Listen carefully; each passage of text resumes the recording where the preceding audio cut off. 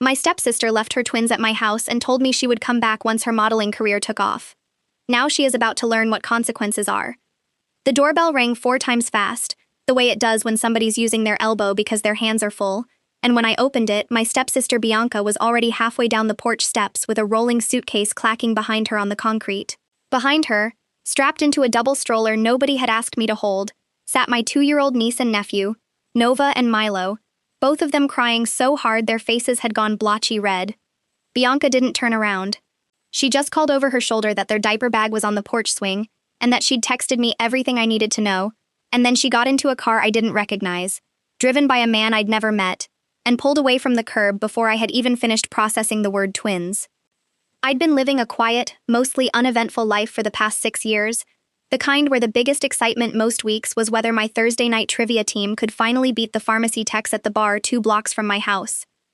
I'm 29, I do freelance bookkeeping for 3 small businesses out of my spare bedroom, and I chose that career specifically because it let me work from home with a flexible schedule, which up until that Saturday afternoon had only ever benefited me.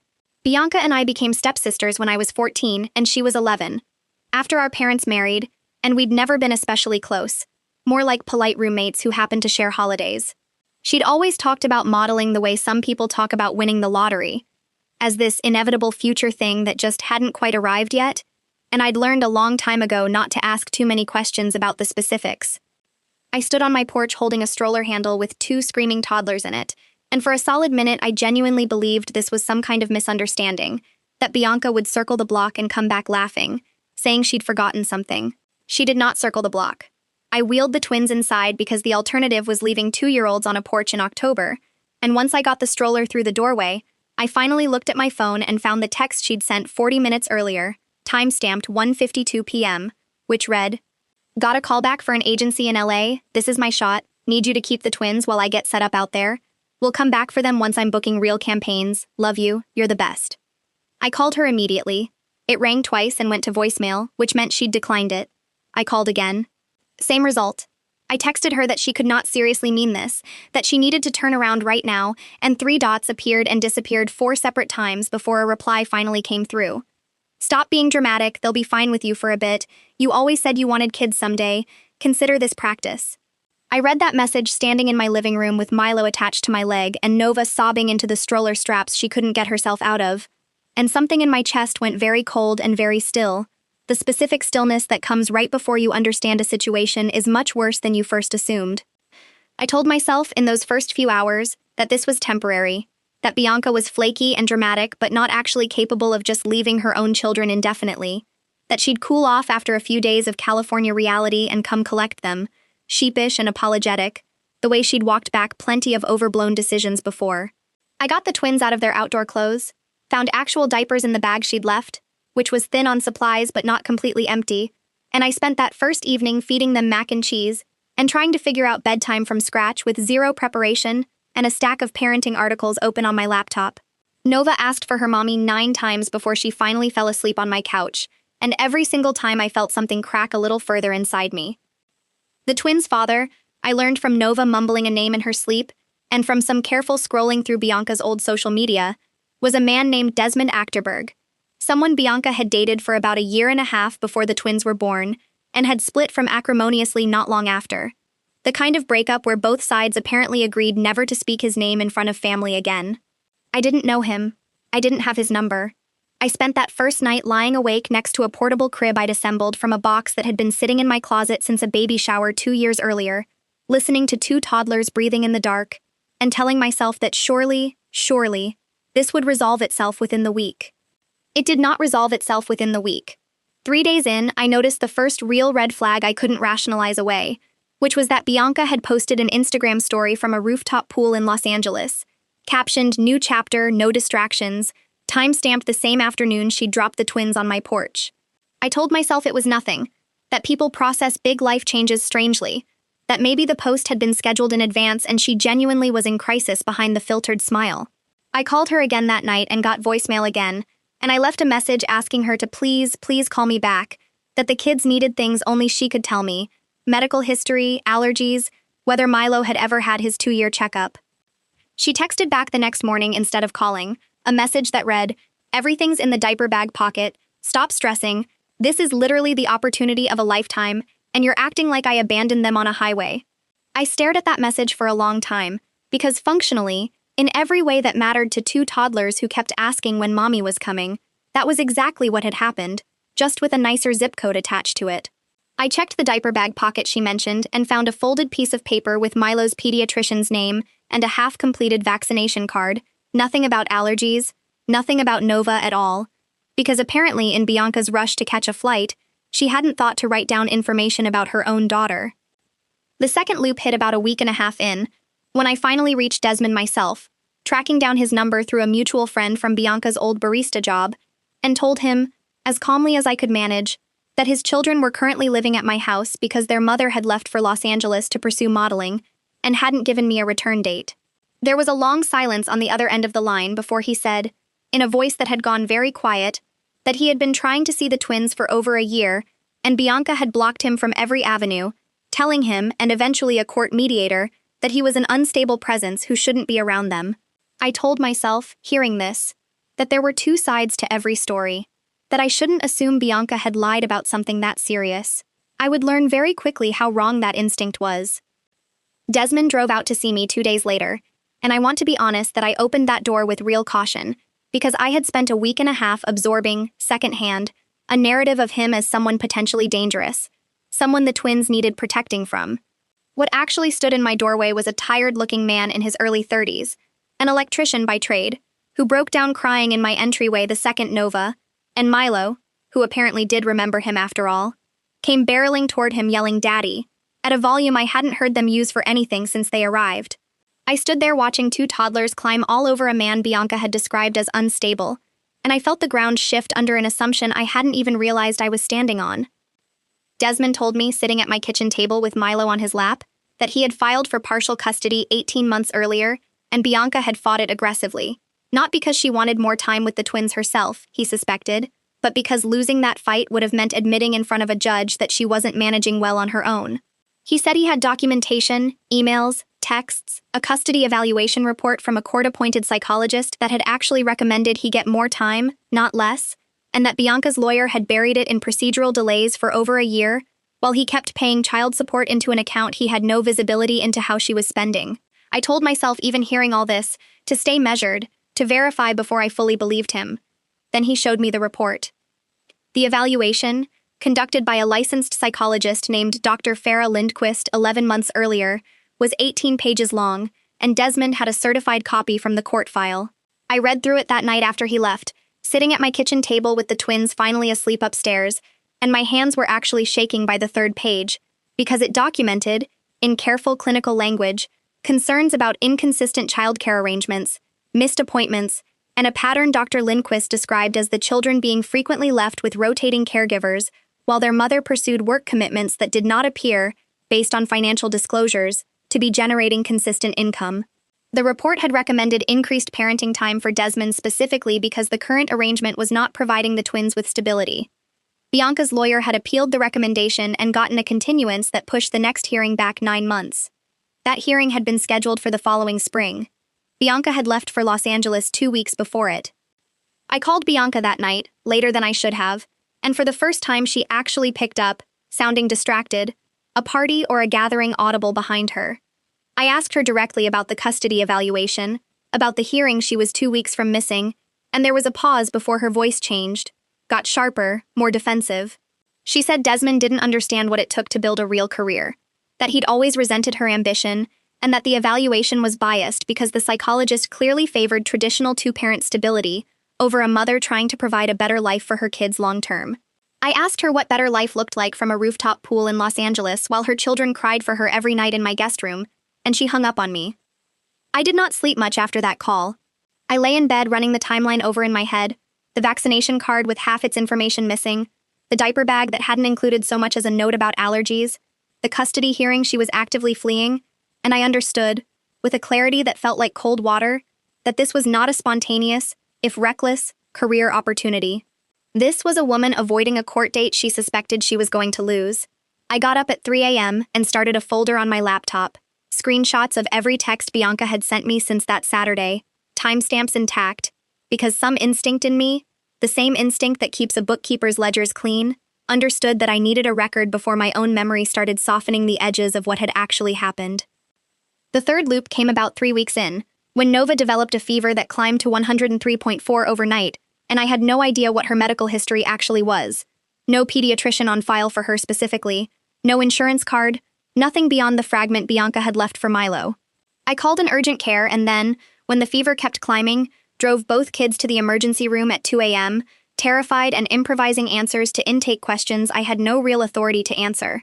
The attending physician, a calm, exacting woman named Dr. Renata Ibekwe, asked me directly whether I was the children's legal guardian, and I had to say no, I was their aunt. Their mother was unreachable in another state, and I watched her expression shift into something more careful, more procedural, the look of someone realizing a situation has legal edges she needs to navigate correctly. Dr. Ibekwe treated Nova for a double ear infection, and while we waited for the antibiotics prescription, she told me gently but directly that a hospital cannot fully treat a minor without either a legal guardian's consent or documented emergency authorization, and that what I'd just done, technically, existed in a gray area she was going to have to note in the chart. She asked if I had any kind of power of attorney or temporary guardianship paperwork. I told her I had nothing, that their mother had simply left them with me and stopped answering calls with any consistency. And Dr. Ibekwe's face did something I would see on several more professionals over the coming weeks, a kind of controlled alarm, the look of someone recognizing a pattern she'd been trained to recognize. She gave me the name of a family law attorney before I left, along with the discharge papers, and told me not to wait any longer to get something in writing. I called that attorney, a sharp, no-nonsense woman named Priscilla Fenwick who specialized in emergency guardianship and custody matters.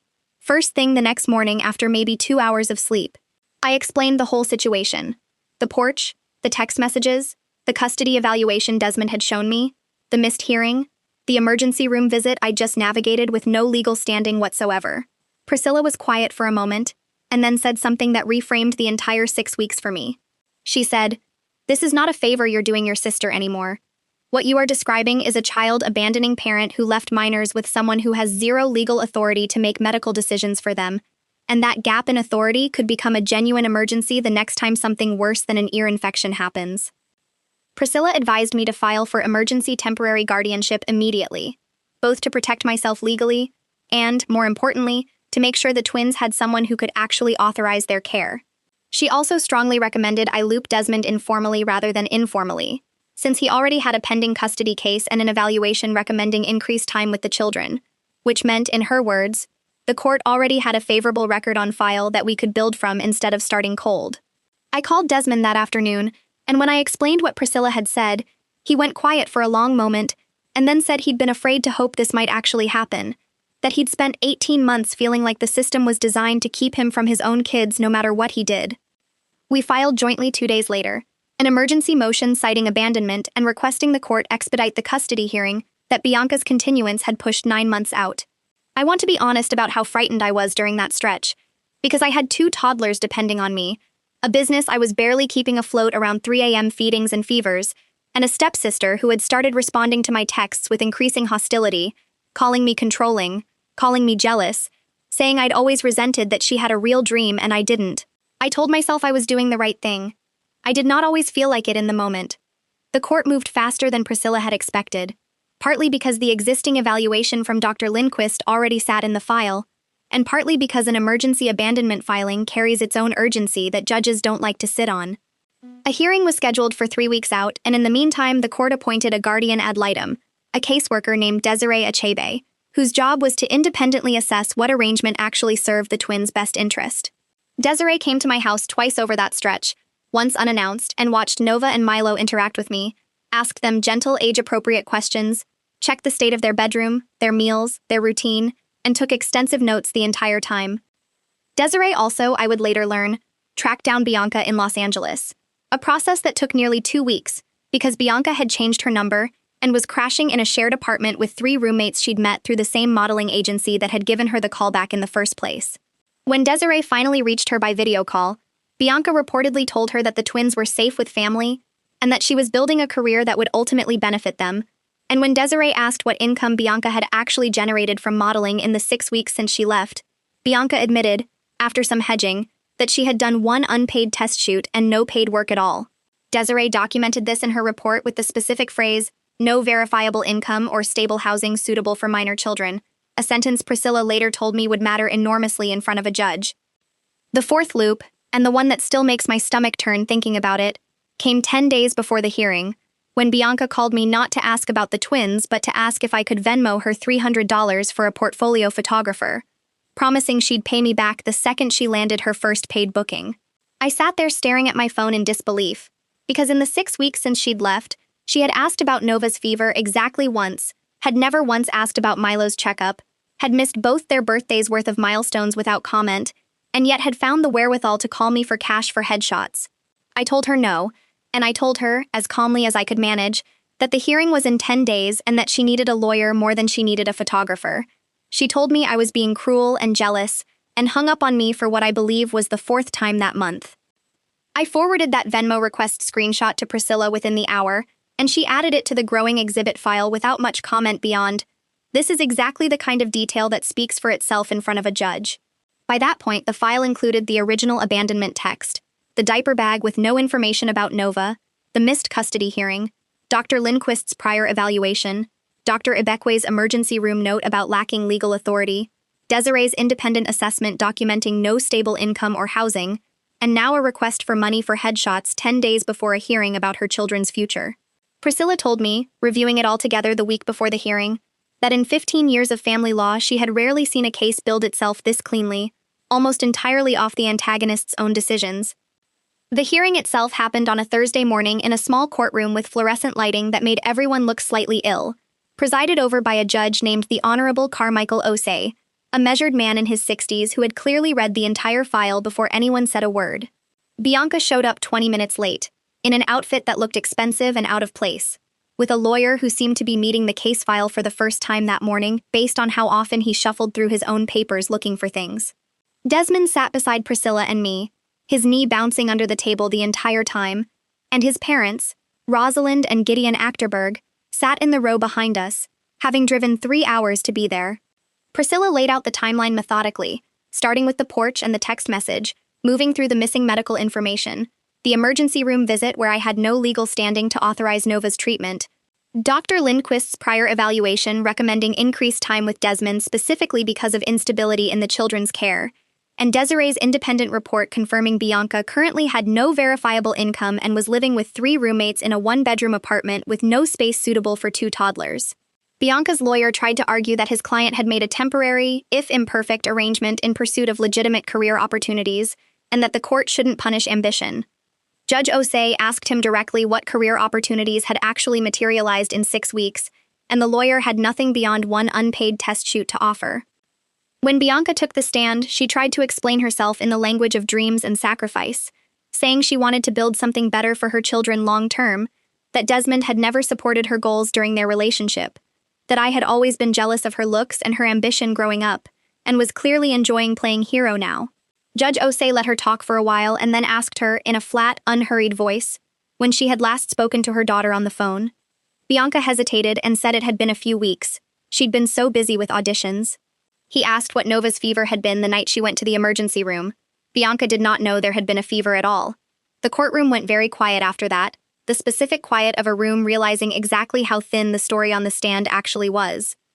I testified next, walking the judge through the 6 weeks in plain, unembellished detail.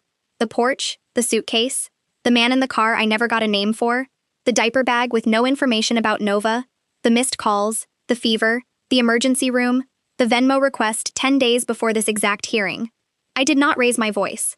I did not need to, because every fact simply sat there in the record, doing its own work. Desmond testified after me, and I watched a man who had been described to a court, for 18 months, as unstable and unfit, describe instead, calmly and specifically, every missed visitation, every blocked call, every hour he'd spent at his parents' house setting up a bedroom for children he wasn't sure he'd ever be allowed to bring home. Dr. Lindquist's original evaluation was entered as an exhibit, along with Desiree's updated report, which concluded plainly that the twins were currently in a stable, appropriate environment with their aunt, and recommended the court transition primary custody to their father, given his demonstrated stability, his parents' support system, and Bianca's current lack of housing, income, or consistent contact. Judge Osei took a 15-minute recess and came back with a ruling that moved fast and left little room for appeal. He granted Desmond primary physical and legal custody effective immediately. He granted Bianca supervised visitation only, contingent on demonstrating stable housing, consistent income, and completion of a parenting evaluation, none of which existed yet. He noted for the record that the 6-week gap in contact, combined with the emergency room incident and the Venmo request, constituted, in his words, a pattern this court cannot in good conscience treat as an isolated lapse in judgment. Bianca stood up as the judge finished reading the order, her face gone the color of the courtroom's cheap paint, and said, loud enough for the whole room to hear, that none of us understood what it took to actually chase something in life, that we were all small and scared and jealous of anyone who tried. Her lawyer put a hand on her arm and she shook it off, and Judge Osei, without raising his own voice at all, told her that the court was not interested in her career ambitions today, only in the demonstrated welfare of 2 specific children, and that she was welcome to appeal through proper channels if she disagreed with the ruling. She did not appeal. She walked out of that courtroom and I did not see her again for 4 months. The weeks after the ruling were quieter in a way I hadn't realized I'd been missing. Desmond moved the twins into his parents' house temporarily, while he finished setting up his own apartment nearby, close enough that I could still see them every weekend, which had become its own kind of routine I was surprised to find myself protective of. Rosalind and Gideon turned out to be warm, steady people who threw themselves into grandparenting with an enthusiasm that made up for a lot of what those 2 kids had missed in their first years, taking them to the park, reading bedtime stories every single night, the kind of stability I watched land on Nova and Milo like something they were only slowly learning how to trust. I visited every Saturday, and the difference in the twins over that first month alone was hard to overstate. Nova stopped waking up crying for her mother most nights. Milo, who had been almost silent for the first 2 weeks at my house, started stringing whole sentences together, chattering about trucks and his new bedroom and a dog next door he'd named himself. Desmond sent me a video about 6 weeks in of both kids calling him daddy unprompted at bedtime, something Bianca's own custody filings had once tried to argue he barely deserved to be called, and I watched that video 3 times in a row sitting alone in my kitchen, feeling something loosen in my chest that had been tight since October. Bianca reached out exactly twice during that stretch, both times about money rather than the children. The first was another request, this time for rent, since her modeling career had apparently not materialized into anything beyond a handful of unpaid test shoots and 1 small e-commerce catalog gig that paid in-store credit rather than cash. I said no and forwarded the message to Priscilla out of habit at this point. The second was a rambling voicemail, left at 1 a.m., that swung between apologizing and blaming everyone else in the same 3 sentences, and I listened to it once and then let it sit in my voicemail inbox, unanswered, because Priscilla had told me early on that engaging with that pattern only ever fed it further. 4 months after the hearing, Bianca showed up unannounced at Desmond's parents' house during a supervised visitation slot she was legally entitled to, and according to Rosalind, who called me right after, she spent most of the hour on her phone, scrolling and occasionally holding it up to show Nova and Milo photos from a shoot she'd finally gotten paid for, more interested in narrating her own week than actually playing with either of them. Nova asked to go find Grandma 20 minutes in. Milo never looked up from his toy cars at all. The court-appointed monitor documented the visit as minimal engagement, child-initiated disengagement, language that Priscilla told me would matter a great deal if Bianca ever petitioned for expanded custody, which, as of the last update I received from Desmond, she has shown no sign of doing.